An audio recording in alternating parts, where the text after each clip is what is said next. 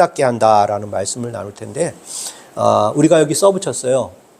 지난주 수요일부터 재의 수요일. 재는 이제 잎사귀 같은 걸 태우면 이제 재가 나오잖아요. 그 재를 옛날에 초대교회 사람들은 그거를 재를 이렇게 손에다 이렇게 으깨가지고 이마에다가 십자가를 이렇게 그려줬대요. 그런 전통이 있었대요. 그래서 그것을 이제 재의 수요일이라고 이렇게 해서 주일을 빼고 부활주일까지 40일간을 우리가 사순절이라고 정해서 지키고 있습니다. 이 사순절은 예수님 때문에 생긴 절기이기 때문에 성경에는 나와 있지 않아요. 그렇다고 우리가 이 사순절을 성경에 나와 있지 않으니까 우리 성경만 따라야 하니까 지킬 것이 없다 이렇게 생각하면 안 되고, 사순절의 기간을 통해서 우리 믿음의 선배들이 1000년 전에도 2000년 전에도 살았던 우리 믿음의 선배들이 사순절 기간을 지키면 우리 신앙생활에 참 좋겠다 해서 만들었어요. 그러니까 우리도 그런 전통을 굳이 성경에 없는 것이니까 지키지 말자 이렇게 할 필요는 없는 거고, 이러한 전통 속에서 우리가 하나님의 말씀과 하나님의 뜻대로 살아가려는 그러한 각오를 좀 더 다지면 참 좋은 것 아니겠어요? 그래서 우리도 같이 이런 사순절의 기간 동안에 하나님이 우리에게 말씀해 주시는 그 의미를 좀 더 깨닫고 지내는 그러한 기간으로 삼으면 좋겠다 생각이 듭니다.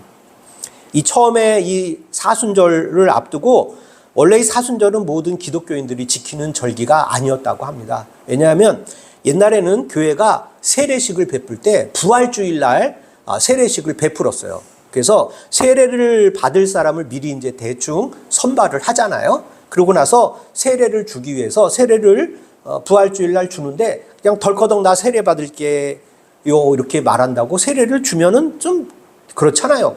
검증이 안 된 사람한테도 줄 수 있으니까. 그래서 한 40일 동안 신앙의 교육을 시키는 거예요. 그 교육이 끝나면 부활주일 날 세례식을 베풀었어요.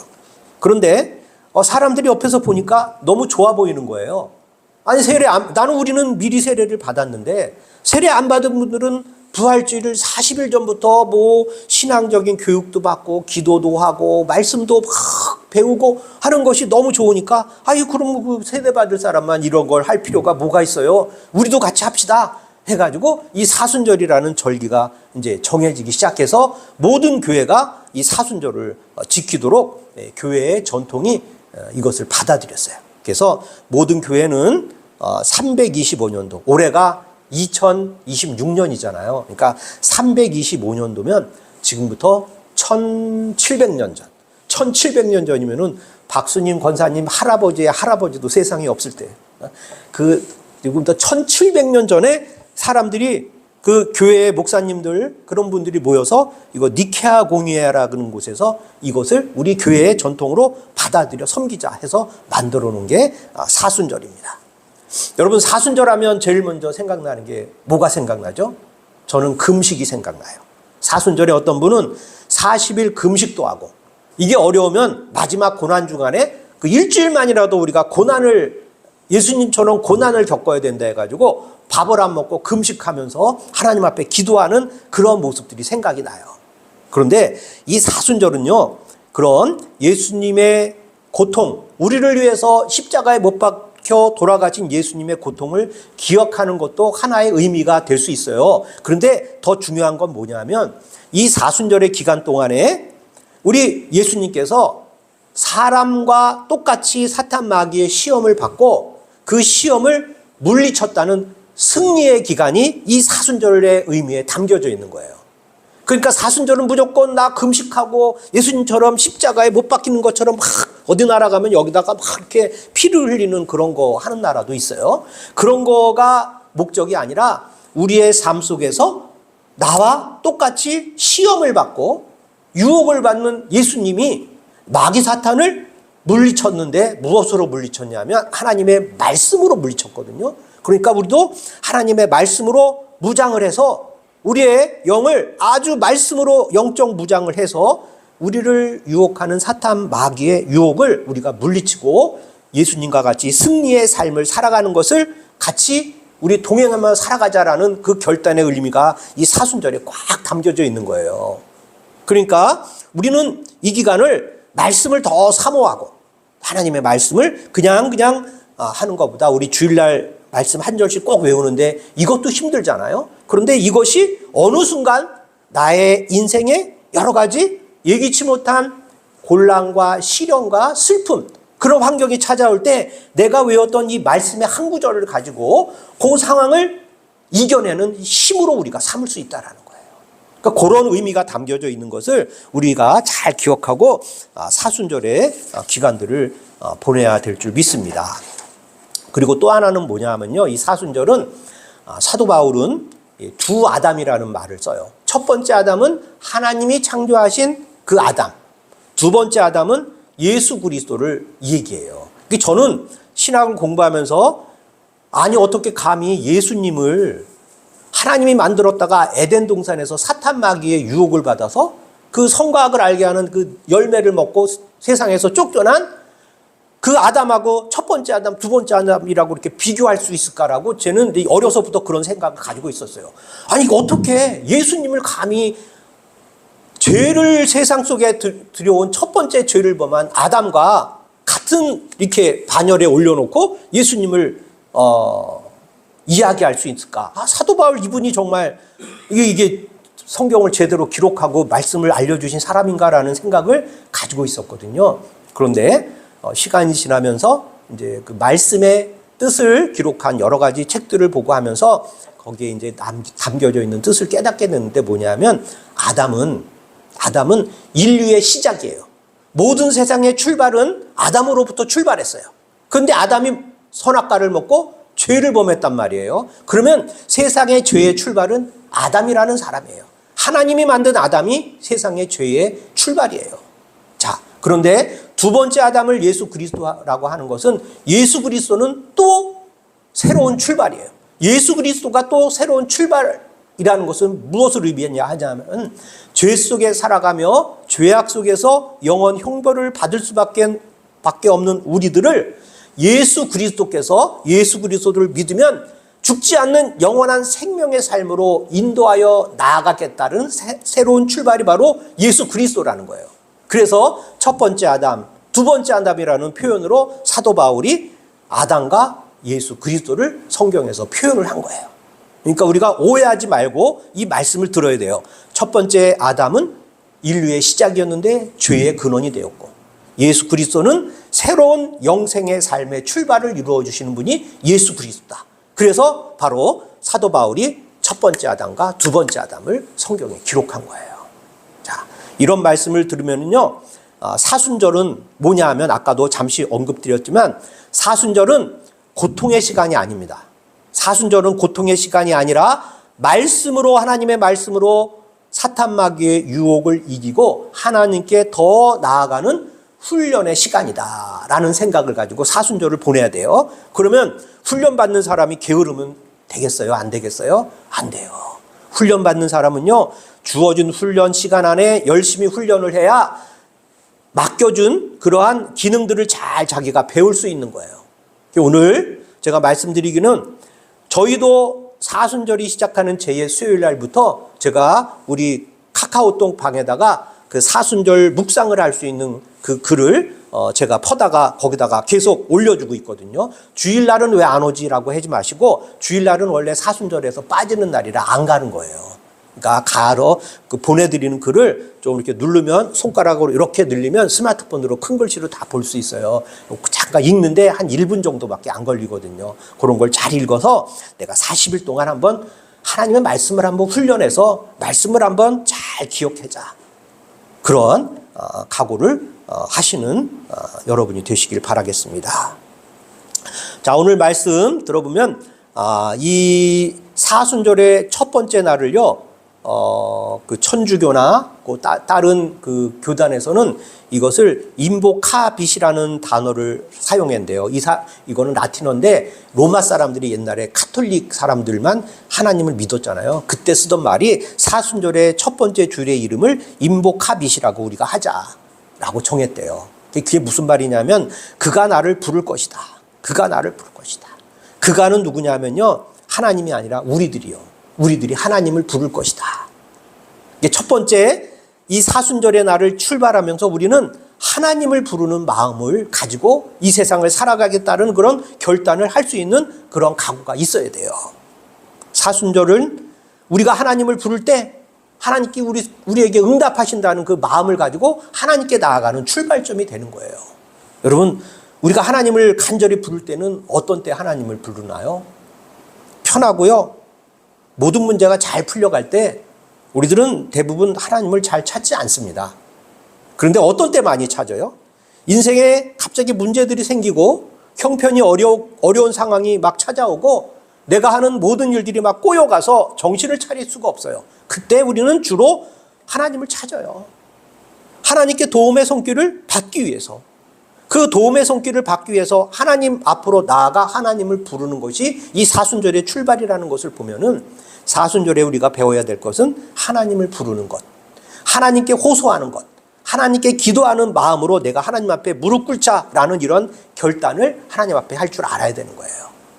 그때 하나님께서 우리에게 어떠한 은혜를 주십니까? 승리를 주시고 인생의 문제에서 헤어날 수 있는 승리의 비결을 주시고 우리를 보호하여 지켜주세요. 그러한 믿음을 가지고 우리 사순절을 보내시길 주님의 이름으로 축복합니다. 이 40일이라는 날짜는요, 구약의 시대에 여러 번 기록되고 있어요. 모세가 출애굽 과정에서 시내산에 들어가서 우리 지난주에 말씀 나눴지만 40일 동안 금식을 하는 일이 남겨져 있고요. 엘리야 선지자도 갈멜산에서 불을 불러다가 제단에 불을 살리는 그러한 일들을 벌리는 하나님의 살아계심을 목격하고요. 이세벨 왕비의 가혹한 학대를 피해서 호렙산으로 도망가서 거기서 40일을 머물러 있었던 성경의 기록들이 있습니다. 그리고 노아의 방주 시대에 홍수가 40일 동안 이스라엘 땅에 내렸던 그 기록도 나와 있고요. 이 40일이라는 단어는 이스라엘 사람들에게는 꼭 시험을 이야기를 하는 거예요. 오늘 우리가 읽은 성경의 말씀, 마태복음 4장 1절부터 11절의 말씀도요, 예수 그리스도께서 세례를 받으시고 그리고 광야에 들어가서 40일 동안 시험을 받는 말씀의 내용들이 담겨 있어요. 그러니까 40일이라는 것은 이스라엘 사람들에게는 큰 시련을 이야기하는 거예요. 큰 고통을 이야기하는 거예요. 예수님이 받은 첫 번째 시험이 있습니다. 그 말씀이 3절의 말씀에 기록되어 있어요. 시험하는 자가 예수께 나와서 이르되 내가 만일 하나님의 아들이거든 명하여 이 돌들로 떡덩이가 되게 하라 라는 시험의 말씀을 던졌어요. 자, 지금 40일 동안 광야에서 금식하는 예수님이 가장 사람의 몸으로 필요한 것은 뭘까요? 배고픔이죠. 물이 먹고 싶고 밥이 먹고 싶은 거예요. 이때 사탄이 이 돌덩어리로 떡을 만들어 먹으면 되지 않겠냐라고 유혹을 합니다. 사랑하는 성도 여러분, 이것은 바로 시험을 이긴 예수님의 이제 말씀이 기록되어 있는데 이 내용은 우리의 육신의 시험을 이야기하는 거예요. 내가 인생을 살아갈 때 가장 필요로 한 것이 무엇들이 다 있어요. 그때마다. 어려서는요, 힘센 사람이 좋으면 힘이 좀 필요한 거고, 학교 다니며 공부를 좋아하는 애들은 공부하는 지혜가 없기를 필요로 하는 거예요. 그리고 이제 직장을 얻기를 원하는 사람은 직장이 필요한 거고, 또 육신의 질병이 있는 사람은 질병이 회복되는 건강을 우리가 간절히 바라는 마음으로 세상을 살아갑니다. 이것이 다 인생의 육신들은 다 세상을 살아가며 단계별로 각자에 맞는 필요함이 다 있어요. 자, 이것을 사탄은 지금 유혹하는 거예요. 너 하나님의 아들이고 너 하나님 믿는 사람인데 이것을 다 가지고 너에게 필요한 것으로 다 활용해서 네가 한번 사용해도 되지 않냐라고 우리에게 유혹을 주는 거예요. 그런데 예수님의 대답은요, 이러한 유혹 앞에 단호합니다. 여러분, 40일을 금식한 사람이 돌덩이로 떡을 만들어 먹으라는 말이 잘못된 것이었겠어요? 당연하게 돌로 배를 채워 먹는 것이 건강 회복을 위해서 좋은 거예요. 사탄 마귀는 나쁜 유혹을 한 게 아니라 좋은 유혹을 한 거예요. 이거 돌덩어리를 떡으로 만들어 먹어. 너 지금 체력이 많이 떨어졌잖아. 이렇게 유혹하는 거예요. 우리 같으면은 얼른 그래 좋은 생각이네. 좋은 이야기를 해줬네. 라고 우리는 돌을 떡으로 만들어 먹을 수 있는 생각을 갖게 되는 것이죠. 그런데 하나님의 아들 예수님은요, 그렇게 대답하지 않으셨어요. 4절의 말씀에 보면 예수께서 대답하여 이르시되 기록되었을 때 사람이 떡으로만 살 것이 아니요 하나님의 입으로부터 나오는 모든 말씀으로 살 것이라 하였느니라 하시니라고 기록되어 있어요. 자, 이 말씀은요, 신명기 8장 3절의 말씀을 가지고 예수님께서 마귀의 시험을 물리치는 말씀으로 사용하셨는데, 신명기 8장 3절의 말씀은 이런 말씀이 기록되어 있어요. 너를 낮추시며 너를 줄이게 하시며 또 너도 알지 못하며 내 조상들도 알지 못하던 만나를 네게 먹이신 것은 사람이 떡으로만 사는 것이 아니요 여호와의 입에서 나오는 모든 말씀으로 사는 줄을 내가 알게 하려 하심이라 라는 신명기의 말씀이 있어요. 이 만나라는 것은요, 이스라엘 백성들이 광야의 삶을 살아갈 때 먹을 것이 없을 때 하나님께서 만나를 내려주신 거거든요. 이거는 성경의 신명기 8장 3절에 기록된 말씀처럼 조상들도 알지 못하고 아무도 알지 못하는 먹을 것을 하나님께서 우리에게 주셨다는 거예요. 그러니까 이 말씀으로 사탄의 유혹을 이겼다는 것은 우리의 삶에 필요한 것들이 눈앞에 띄일 때 그것을요, 내 육신의 목적을 이루기 위해서 활용하지 말라라는 예수님의 가르침이 이 말씀 안에 담겨져 있는 거예요. 우리가 하나님 앞에 엎드리고 하나님의 뜻대로 살아가려고 할 때 하나님께서 우리에게 필요한 것을 공급해 주는 것이지, 우리가 내 눈에 필요한 것을 통해서 나의 문제를 해결하려 하면은 그것은 문제 해결의 본질적인 것이 될 수 없다라는 거죠. 그래서 하나님은요, 사람을 살리기 위해서 우리가 생각하는 것을 통해서 사람을 살리는 것이 아니라는 것을 우리가 고백할 줄 알아야 돼요. 하나님이 우리를 살리는 것은 우리가 생각하고 상상하는 이 범위를 뛰어넘는, 알 수도 없고 우리가 헤아릴 수도 없는 것을 통해서 우리를 시험 속에서 건져주시고 고통 속에서 건져주시니 우리가 하나님의 말씀만 믿고 그 말씀을 따라 살아가는 그 길, 그것만이 우리의 육신의 시험을 이길 수 있는 방법이다라고 우리에게 알려주고 계신 거예요. 자, 이제 두 번째 사탄 마귀가 예수님 앞에 시험하는 말씀이 6절에 나와요. 6절의 말씀, 이르되 내가 만일 하나님의 아들이어든 뛰어내리라. 기록되었을 때 그의 사자들이 손으로 너를 받들어서 뛰어내려도 돌이 어디에 부딪히지 않게 하겠다라는 말씀이 기록되어 있거든요. 여러분, 이 말씀을 듣고 예수님이 대답하는 말씀이 4장 7절에 기록되어 있어요. 예수께서 이르시되 또 기록되었을 때 주 너의 하나님을 시험하지 말라 하였느니라 하시니, 주 너의 하나님을 시험하지 말라 하셨다는 말씀은 신명기 6장 16절의 말씀이에요. 이 신명기 6장 16절의 말씀을 들어서 사탄 마귀가 예수 그리스도를 시험에 빠뜨리기 위하여 시험을 주었는데, 이 시험은 뭐냐면 거룩한 손 꼭대기에 올라가서 한 시험이에요. 그것이 뭐냐면 예수 그리스도가 하나님에 대한 어떠한 믿음을 갖고 있는가를 보여주는 거예요. 손 꼭대기에 올라가서 내가 하나님의 아들인데 정말로 진정으로 하나님에 대한 믿음을 가지고 있는가 없는가를 시험하는 거거든요. 그런데 예수님께서 대답은 신명기 6장 16절의 말씀을 통해서 이 하나님에 대한 믿음의 시험을 이겨냈는데요. 신명기 6장 16절의 말씀은 애굽 땅을 떠나서 광야의 삶으로 들어간 이스라엘 사람들에게 필요한 것이 있었는데, 그것이 뭐냐면 물이에요. 물이 없어요. 광야에서요, 물이 없는데 어떻게 살아갈 수 있어요? 그래서 성경의 출애굽기에는 이 돌을 깨뜨려 물을 베푸는 모세를 통한 기적이 두 번 나오는데, 한 번은 막대기로 돌덩어리를 때리지 말라는 말씀인데, 모세가 이걸 지팡이로 돌을 깨서 물을 나오게 해가지고 가나안 땅에 들어가지 못하는 하나님의 벌을 받았거든요. 지금 신명기 6장 16절의 말씀은 그 이전에 처음 돌을 깨뜨려 물을 내주는 그 광경을 신명기 6장 16절의 말씀에 나와 있는데, 이때는 하나님께서 돌을 지팡이로 두드려 깨서 물을 사람들에게 주라라고 이야기를 했어요. 이거는 첫 번째 말씀이에요. 여러분, 사람들이 광야에 가다가 마실 물이 없으면 죽을 수밖에 없잖아요. 그러니까 당연히 물을 달라고 하는 건데, 이 사람들의 생각 속에는 무엇이 있냐면 하나님에 대한 믿음을 갖지 못하는 그런 부르짖음이라는 거예요. 그러니까 하나님에 대한 믿음이 없는 상황을 모세를 통하여 하나님을 원망하는 것으로 변질시켜 버린 거예요. 출애굽을 탈출한 이스라엘 사람들은 10가지 재앙을 다 봤어요. 홍해 바다가 갈라져서 자기들은 살고 쫓아오는 애굽의 군대는 다 물속에 수장당하는 모습을 다 본 사람들이거든요. 근데도 눈앞에서 목이 말라 갈증이 나기 시작하니까 하나님을 원망하는 거예요. 우리 돌아가자. 이것이 우리들의 믿음이 상태라는 거예요. 우리 사탄 마귀는 예수님에 대해서 지금 시험을 하고 있는 것이 뭐예요? 예수, 너 하나님에 대해 진정으로 믿음을 가지고 있냐? 라고 하면서 여기에 뛰어내려 보라는 시험을 줬잖아요. 여러분, 이게 잘못 생각하면 믿음이 있으면 당연히 뛰어내려서 하나님의 천사가 나를 공중에서 떨어지는 나를 바로 세워서 안전한 곳에 착 착륙시키는 것을 생각할 거예요. 그래, 너희들 한번 봐라.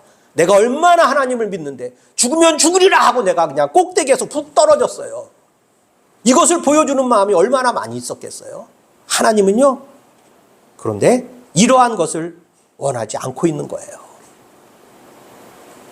하나님은 시험한다는 것은 이게 조건부 신앙이라는 거예요. 조건부 신앙 뭔지 알죠? 내가 이것을 해야지 하나님이 이것을 해주는 게, 이게 조건부잖아요.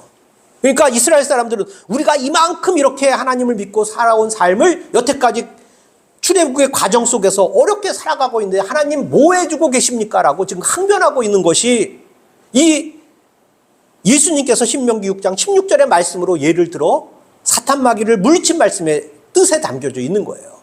하나님을 신뢰하지 못하는 사람들의 신앙은 조건부 신앙이다. 그런데 예수님은요, 이 조건부 신앙을 거부하는 거예요.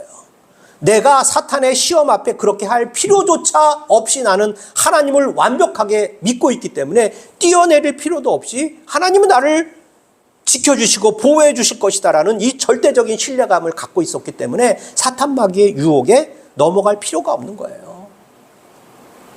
우리가 인생에 어려움을 당할 때 하나님 왜 우리 이렇게 나를 어려운 상황 속에 살게 하시고 보호하고 지켜주지 않으십니까? 라고 이야기하는데요, 그렇게 할 필요가 없다라는 거예요. 그 나에게 주어진 여러 가지 상황과 환경, 어려움이 내가 생각하기에 하나님에 대한 절대적인 신뢰를 가지고 있다면 그 자체를 문제와 도전과 좌절의 순간으로조차도 내가 생각하지 않고 하나님만 믿는 그 믿음으로 내가 그 안에 거하겠다라는 고백이 담겨져 있어야 한다는 것을 예수님이 우리에게 알려주고 계신 거예요. 내 삶이 힘들고 어려울 때 하나님 나를 도와주세요 이러면 내가 하나님께 뭘 하겠습니다. 이것은 하나님에 대한 믿음을 우리에게 고백하는 것이 아니에요. 하나님, 지금 어렵지만 이 과정을 통해서, 이 극복해 나아가는 과정을 통해서 내가 더 하나님의 말씀을 사모하고 하나님의 뜻대로 살아가겠습니다 하는 흔들리지 않는 믿음을 하나님 앞에 고백할 때 사탄 마귀의 시험을 우리가 극복하여 이겨낼 수 있다는 것을 우리가 성경을 통해서 주는 교훈이라는 것을 알아야 합니다. 사탄 마귀의 세 번째 시험은요, 9절과 10절의 말씀에 기록되어 있어요. 9절의 말씀, 10절 제가 읽어드릴게요. 이르되 만일 내게 엎드려 경배하면 이 모든 것을 내게 주리라. 이에 예수께서 말씀하시되 사탄아 물러가라 기록되어 있을 때 주 너희 하나님께 경배하고 다만 그를 섬기라 하였느니라 라고 사탄 마귀의 시험을 예수님께서 이겨내십니다. 여러분, 이 세 번째 시험은요, 천하 만국의 영광을 나에게 주겠다는 우리들의 욕망에 대한 시험을 사탄 마귀가 하고 있는 거예요. 내게 엎드려라. 9절의 말씀이 있죠. 내게, 사탄 마귀에게 엎드려 경배하라. 그러면 내가 이 천하 만국과 영광을 너에게 주겠다. 여러분, 우리 사람들의 마음에는 욕망이 있어요. 내가 큰 사람, 위대한 사람, 앞선 사람, 남들로부터 주목받고 존경받는 삶을 살아가기를 원하는 그러한 욕망들이 다 있는 거예요. 그런데 예수님은 이러한 시험을 이기는 방법으로 신명기 6장 12절과 14절의 말씀을 들어서 이 말씀을 시험을 이겨내는 말씀으로 삼으셨는데요. 신명기 6장 12절과 14절에 12, 13, 14절의 말씀 제가 읽어드리면 너는 조심하여 너를 애굽 땅 종되었던 집에서 인도하여 내신 여호와를 잊지 말고, 잊어버리지 말라는 거예요. 13절 네 하나님 여호와를 경외하며 그를 섬기며 그의 이름을 맹세할 것이니라. 14절 너희는 다른 신들 곧 네 사면에 있는 백성의 신들을 따르지 말라. 이렇게 예수님께서 말씀으로 욕망을 시험하는 사탄 마귀의 시험을 이기셨어요. 자, 자, 여기서 중요한 것은 뭐냐면 원래 예수님은 신명기 6장 13절의 말씀만 가지고 사탄 마귀의 유혹을 이기셨는데 내용을 읽다 보면 왜 예수님께서 이 말씀을 인용하여 사용하였는지가 기록되어 있어요. 12절 말씀에 보면요. 너는 조심하여 너를 애굽 땅 종 되었던 집에서 인도하여 내신 여호와를 잊지 말고. 여러분, 이게 뭐예요? 하나님이 내게 주었던 은혜를 잊어먹지 말고 있으라는 거예요. 그러면은 14절의 말씀, 너희는 다른 신들 곧 내 사면에 있는 백성의 신들을 따르지 말라. 뭐예요? 하나님의 은혜를 잊지 않고 기억하는 사람들은요, 다른 신들 앞에 엎드려 경배하지 않고 그들 앞에 나의 욕망을 이루기 위해서 절하지 않는다는 거예요. 여러분, 세상에 수많은 사람들이요, 지금 다른 신들을 찾아가서 엎드리고 무릎 꿇고 있습니다. 신년이 되면 점집 앞에 줄을 서 기다리는 사람들의 상당 부분이 그리스도인이라고 합니다. 하나님을 믿는 자들이 하나님의 은혜를 잊고 다른 신들 앞에 찾아가서 엎드려 무릎 꿇고 경배하는 사람들이 너무도 많이 있다라는 거예요. 그래야 자기의 세상 사는 영광이 이루어지는 것으로 생각하고, 여러분, 하나님께서 예수 그리스도의 시험의 모습을 통하여 우리에게 주는 교훈은요, 천하 만국과 영광은 우리의 은혜를 잊어버리고 다른 신들을 찾아가서 머리 숙이고 무릎 꿇는 자들에게 주는 것이 아니라 우리의 욕망을 시험하는 사탄 마귀의 시험을 이겨내는 사람들이 받는 것이라고 예수 그리스도의 시험을 통하여 우리에게 주는 교훈의 말씀이라는 것을 우리가 깨달아야 하는 것입니다. 사람을 살리는 것은 우리가 생각하는 것을 통해 이루어지는 것이 아닙니다. 하나님이 행하시는 것을 통해서, 그를 믿는 믿음을 통해서 우리가 구원을 받는 거예요. 이러한 고백을 하는 저와 여러분이 되시길 주의 이름으로 축원합니다. 우리가 살면서 어려움을 겪을 때 하나님의 선하심을 의심의 도마 위에 올리지 말라는 강력한 경고의 메시지가 여기에 담겨져 있는 거예요. 사랑하는 소사제일교회 성도 여러분, 누구나 인생을 살면서 시련과 역경과 고난은 우리의 삶에 찾아오게 되어 있어요. 그런데 그것을 헤쳐나가는 것을 통해서 우리는 구원을 받는가 아니면 구원을 받지 못하느냐의 선택의 갈림길에 우리는 누구나 서게 됩니다. 인생의 문제 앞에, 그 인생의 문제 때문에 내가 고통을 받고 힘들지만 그 고통을 받아들이고 그 고통을 헤쳐나가는 과정 속에서 주님이 나에게 알려주신 믿음의 본질을 발견하는 시간으로 삼으시길 바랍니다. 그 고통의 시간을 하나님이 나에게 주시는 것으로 생각하고 받아들이고 극복하여 나아가는 삶의 모습을 하나님 앞에 보여줄 때, 신앙의 모습을 보여줄 때 하나님이 근본적인 모든 문제를 해결하여 주실 것을 믿으시길 바랍니다. 그 과정을 통해서 또 나의 믿음의 본질을, 내가 무엇을 믿고 무엇을 따라 살아가는 사람인가라는 것을 생각하는 그러한 소중한 시간으로 삼으시는 저와 여러분이 되시기를 주님의 이름으로 축원합니다. 시험 속에서도 믿음의 본질을 기억하는 분들이 되길 주의 이름으로 축복합니다.